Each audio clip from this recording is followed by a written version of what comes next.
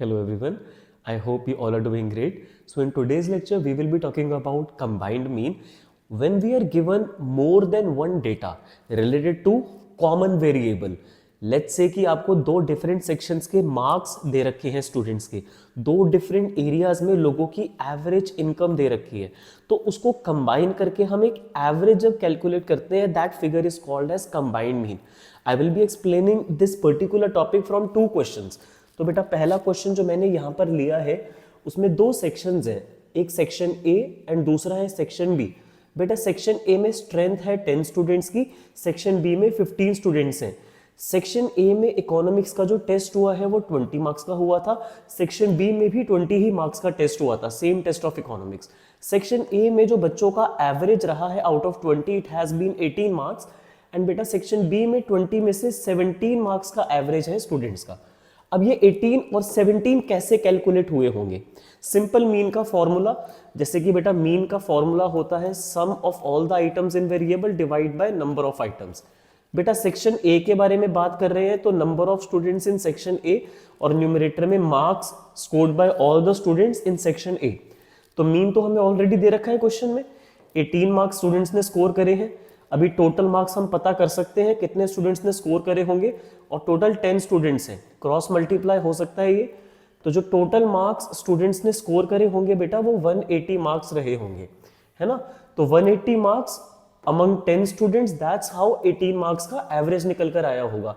और उसी तरीके से सेक्शन बी में 17 मार्क्स का एवरेज निकल कर आया होगा. तो दोनों का अगर हमें कंबाइंड मीन कैलकुलेट करना है सेक्शन ए और बी में, तो बेटा सबसे गलत जो थॉट अगर किसी स्टूडेंट को आ रहा है कि सर दोनों को प्लस कर देंगे तो 35 मार्क्स का एवरेज हो गया. बेटा टेस्ट ही 20 मार्क्स का था, तो how can average come out to be 35? तो एवरेज निकालने का ये तरीका ठीक नहीं है. एवरेज निकालने के लिए जब हम कंबाइंड मीन बेटा निकालते हैं सेक्शन ए और बी के स्टूडेंट्स का, तो सेक्शन ए के स्टूडेंट्स का average and number of students in section A and then students in section B and their average, denominator में total number of students, that's how the formula works. तो average score in section A is 18 in 10 students and average score in section B is 17 among 15 students and total number of students in both the section is coming out to be 25. And when we are going to solve it, so numerator will be 435 by adding 180 and 255 divided with number of students and बेटा average marks है 17.4 marks.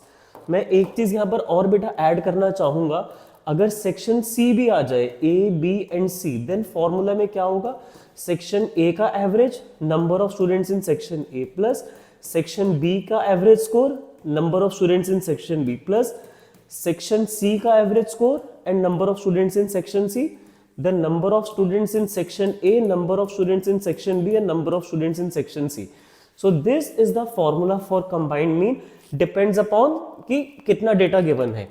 अगर बेटा आपको दो ही data given होंगे section A और B का, then what will happen, तो आप यहां से सी को रिमूव कर दोगे, फाइन, एंड यहां से भी बेटा सी हो जाएगा remove and over here also C will be removed like this. So depends upon the number of data, you will adjust the formula accordingly. एक क्वेश्चन और प्रैक्टिस करते हैं.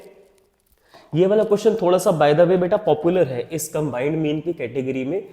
बेटा हमें रेनफॉल का डेटा दे रखा है फॉर अ वीक. बेटा एक वीक में कितने डेज होते हैं आप सब जानते हो, 7 डेज, एंड एस्टिमेट करा गया है 2 सेंटीमीटर की बारिश हुई थी. और जो एवरेज रेनफॉल हुई है मंडे से लेकर सैटरडे, मतलब कितने डेज हो गए, 6 दिन. तो इन 6 डेज का हमें डेटा दे रखा है 2.2 सेंटीमीटर. हमें बताना है संडे को कितनी रेनफॉल हुई है. अब इस क्वेश्चन में ना आपको बेटा कंबाइंड मीन ऑलरेडी दे रखा है.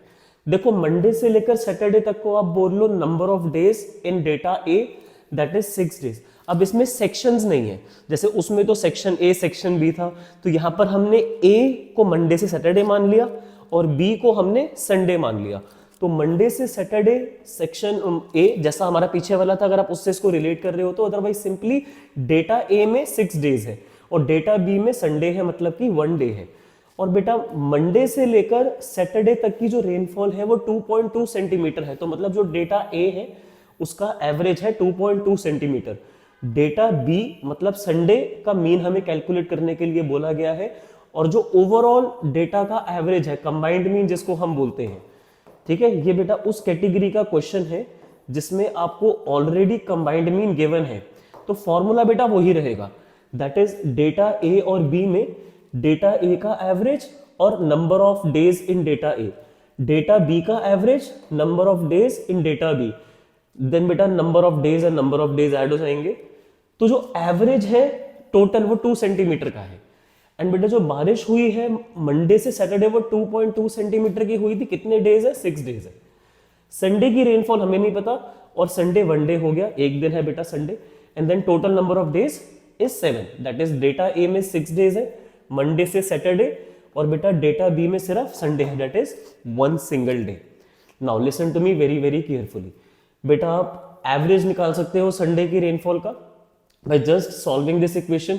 यहाँ 7 जब 2 के साथ मल्टीप्लाई हो जाएगा तो 14 हो जाएगा, 6 + 1 will be 7, तो when it will be multiplied with 2 you will get 14, then when 2.2 will be multiplied with 6 you will get 13.2, then बेटा 1 तो अगर मीन से मल्टीप्लाई भी होता है संडे के लिए तो वो संडे का मीन ही रहेगा, and then when you will solve the equation it will come out to be 0.8 centimetre. So बेटा जो रेनफॉल है it is coming out to be 0.8 centimetre for Sunday।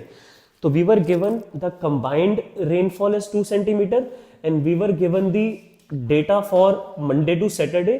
हमें संडे की कैलकुलेट करनी थी, it was very easy to calculate, we just had to apply the formula and we calculated to be 0.8 centimeter for Sunday। तो इस category का question भी important है जब आपको कंबाइंड मीन ऑलरेडी गिवन होगा and all we have to do is apply it in the formula, and जो भी मिसिंग डेटा होगा it can be calculated.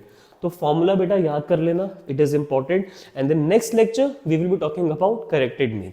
I hope the topic is clear to all of you. Thank you for listening me so patiently. Have a nice day.